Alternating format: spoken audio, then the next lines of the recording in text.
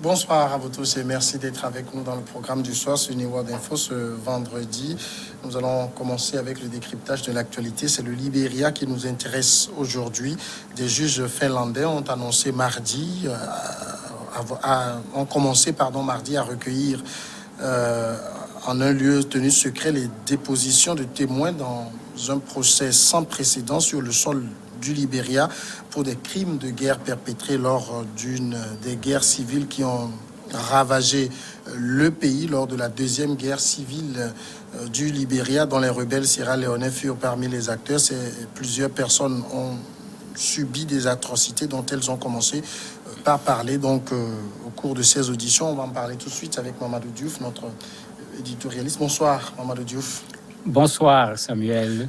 D'abord, de quel procès s'agit-il ici exactement? En fait, c'est le procès d'un Libérien qui a participé à la Seconde Guerre civile qui a eu lieu entre 1999 et 2003, qui s'était réfugié en Finlande depuis 2008, qui a été arrêté en 2020. Le procès se fait en fait en Finlande. Ce qui était prévu au départ, c'est comme d'habitude qu'on prenne les témoins amenés en Finlande. Mais avec Covid, les données ont changé. Ils ont préféré qu'une partie du procès se fasse au niveau du Libéria.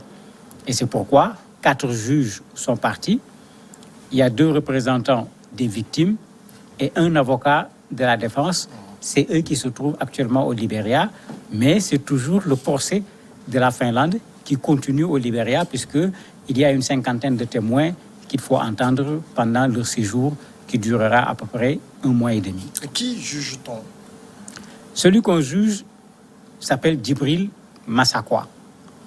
On le surnomme l'ange, puisque dans la presse libérienne, on a ressorti des témoignages de personnes qui l'ont rencontré. Il avait son fameux slogan qui consistait à dire aux gens « Je vais t'envoyer au ciel ». C'est quelqu'un qui tuait très facilement. C'est quelqu'un qu'on accuse d'avoir fait des crimes de guerre. C'est quelqu'un qu'on accuse d'avoir fait des crimes contre l'humanité. C'est quelqu'un qu'on accuse d'avoir enrôlé des soldats qui étaient des enfants. C'est quelqu'un qu'on accuse de viol, etc. Donc, il y a vraiment un dossier très, très rempli. Et les juges ont dû aller sur le terrain à défaut de pouvoir déplacer les témoins pour pouvoir recueillir la déposition de tous ces témoins-là. Est-ce qu'on a des faisceaux d'indices qui convergent vers lui ou ça reste juste des accusations éparses? Il y a des faisceaux d'indices puisqu'il a vécu quand même assez tranquillement au niveau de la Finlande. Mais comme on le voit de plus en plus, après chaque guerre civile, vous avez des personnes qui se consacrent à la chasse des criminels qui, à la fin de la guerre, se trouvent une planque quelque part. Ce sont ces ONG-là qui l'ont découvert en Finlande et qui ont posé le problème au niveau de la Finlande. Il faut dire qu'on n'est pas en face d'un tribunal international. C'est un jugement qui se passe en Finlande contre un Libérien qui vit en Finlande. C'est un peu comme ce qui s'était passé au Sénégal avec Hissène Habré. C'est ce qu'on appelle actuellement le principe de la compétence universelle qui permet à un pays de juger le ressortissant d'un autre pays quand il s'agit de ce genre de crimes, sans pour autant même que des citoyens de ce pays soient nécessairement parmi les victimes. Maintenant, puisque le procès se fait en Finlande, les faits se sont déroulés au niveau du Libéria.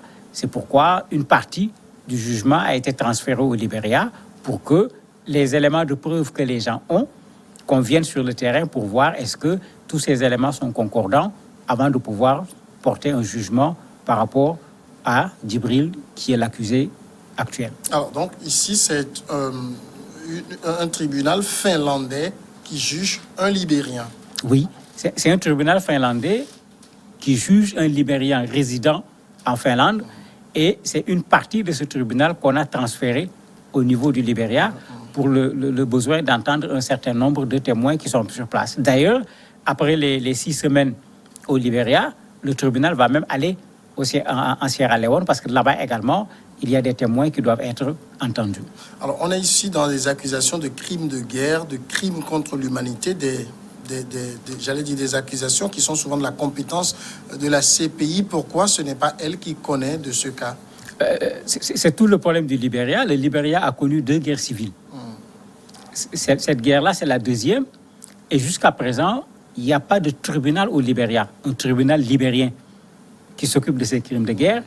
Il n'y a pas également ni la Cour pénale internationale, ni un tribunal international qui s'occupe de cette question. Ça fait depuis longtemps, ça fait partie des revendications des Libériens qu'on ne puisse pas passer comme ça à perte et profit 250 000 morts pendant ces 2 guerres civiles.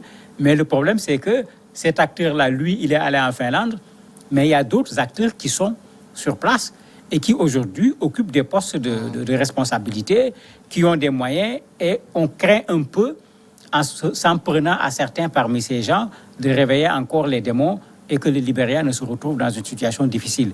Ellen Johnson Sirleaf, par exemple, a rencontré cette difficulté quand elle est arrivée, puisque les gens tenaient à ce que certaines personnes soient jugées, puisqu'ils sont là en train de circuler devant tout le monde et les gens peuvent témoigner, les avoir vus participer à des exactions contre les populations. Le président actuel n'a rien fait, donc jusqu'à présent, il n'y a pas un tribunal pénal sur le Libéria, il n'y a pas un tribunal également au Libéria pour juger ceux qui sont accusés de tous ces crimes. Donc c'est la première fois que des faits qui se sont produits pendant les 2 guerres civiles libériennes sont en train d'être jugés. Oui, c'est la première fois. Et ça se passe également en dehors du Libéria.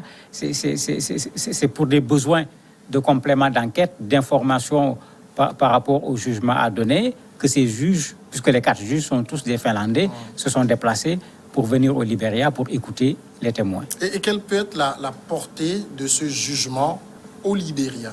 La portée, c'est que ceux qui attendaient le jugement, puisque les victimes sont là, les familles des autres victimes, celles qui sont décédées également sont là, et ces familles n'ont jamais cessé de réclamer jugement et réparation. Parfois, on leur a même proposé la formule habituelle vérité, justice, réconciliation, mais de façon générale, les familles n'ont pas accepté.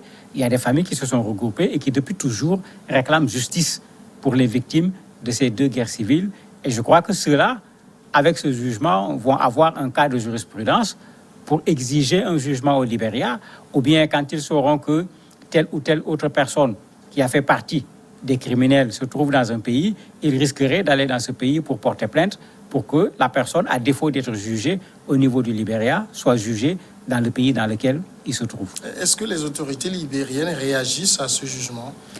Il n'y a pas de réaction pour le moment, mais ce qui est clair, si des juges quittent la Finlande pour venir au Libéria pour entendre des témoins, nécessairement, il y a la caution du gouvernement. S'ils sont dans un coin tenu secret, puisque personne ne sait où ça se déroule, c'est clair que le gouvernement est au courant et le gouvernement a donné sa caution. Mais comme j'ai dit, le gouvernement libérien est plutôt dans une situation de gêne parce que c'était plutôt à lui, en tant que garant de la justice, de faire ce travail-là pour que ceux qui sont victimes puissent rentrer dans leurs droits.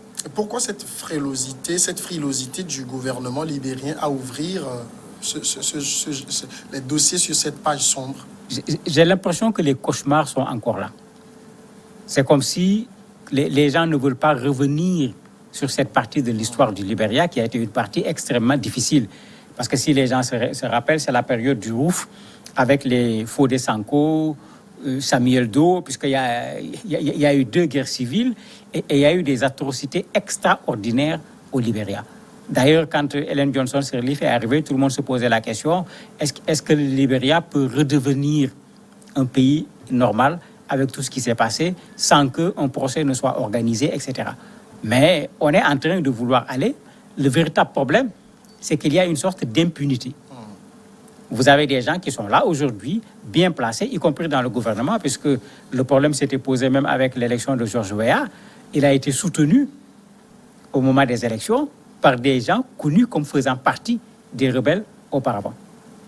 Bon, en ce moment, après, quand il se retrouve au pouvoir, comment il va pouvoir juger ceux-là qui ont participé à son avènement comme président de la République? Ça fait que c'est un problème qui est là, un débat très certainement à poser au niveau du Libéria et un problème à résoudre parce que tôt ou tard, certains vont se lever pour demander que justice soit faite. C'est par le travail de certaines ONG que Djibril Massakwa a été retrouvé au niveau de la Finlande. On suppose qu'il y a encore beaucoup d'autres Libériens impliqués dans ces guerres civiles qui sont réfugiés dans beaucoup de pays. Ce procès déjà sur eux est une sorte d'alerte, puisque les ONG certainement travaillent également à les retrouver. Oui, mais c'est très clair. C'est très clair, c'est ce qui s'est passé avec le Rwanda, qui est en train de se passer avec le Libéria. Les gens sont allés quelque part, ils ont changé de nom, ils ont changé carrément d'identité, ils ont recommencé une nouvelle vie, mais les victimes sont encore capables de reconnaître leur bourreau. Même s'ils ont pris de l'âge, ce n'est pas ça qui va les empêcher de reconnaître leur bourreau. Donc c'est clair qu'aujourd'hui, tous ceux qui ont participé à ces crimes et qui ne sont pas au Libéria et qui avaient fui pour échapper effectivement à ce jugement doivent se poser des questions. Mais ceux qui sont restés au Libéria également, qui avaient repris une vie entre guillemets normale, qui font leurs affaires comme il se doit, ceux-là aussi doivent commencer à se poser des questions en se demandant si après ceux qui sont à l'extérieur, ça ne sera pas le tour de ceux qui sont à l'intérieur. Et c'est pourquoi ce procès a de l'importance, surtout pour les victimes, puisque ça ramène au devant de la scène un problème qui devait être réglé et qui ne l'avait pas été jusqu'à présent. Djibril Massakwa, lui, il affirme être innocent. Tout à fait. Il suit le procès d'ailleurs qui se passe au niveau du Libéria. Il est dans sa prison avec Internet. Il est en train de suivre puisque c'est un procès qu'on a entre guillemets délocalisé. Il est concerné, donc il est là quand les témoins se prononcent à partir de Internet. Jusqu'à présent, il dit qu'il n'est pas coupable, mais si on prend certains témoignages qui ont été donnés par la presse, mais c'est grave. Il y a une dame qui était avec une de ses amies qui témoigne. C'est clair, c'est lui qui a tué la dame. Il y a d'autres qui témoignent qu'il ne se contentait même pas de tuer les victimes pour faire très peur aux gens. Il se faisait même appeler l'ange. Il lui est arrivé de demander à ce qu'on cuisine une personne et qu'il mange devant les gens pour que les gens craignent véritablement cette personne. Mais vous avez de ces témoignages horribles par rapport à sa personne. Bon, le fait qu'il dise qu'il est innocent ne règle pas le problème. Il n'a qu'à prouver avec son avocat son innocence. Il encourt la perpétuité. Oui, puisque quand on regarde tout ce qu'on lui reproche, crimes de guerre, crimes contre l'humanité, viol, enrôlement de mineurs au niveau de la guerre, quand on cumule tout cela, il est clair que même si on lui donnait une peine de prison, la peine elle-même sera équivalente tout simplement à de la perpétuité. Mamadou Diouf, merci d'avoir répondu à nos questions. C'est moi qui vous remercie. La pause tout de suite et puis l'invité sport juste derrière.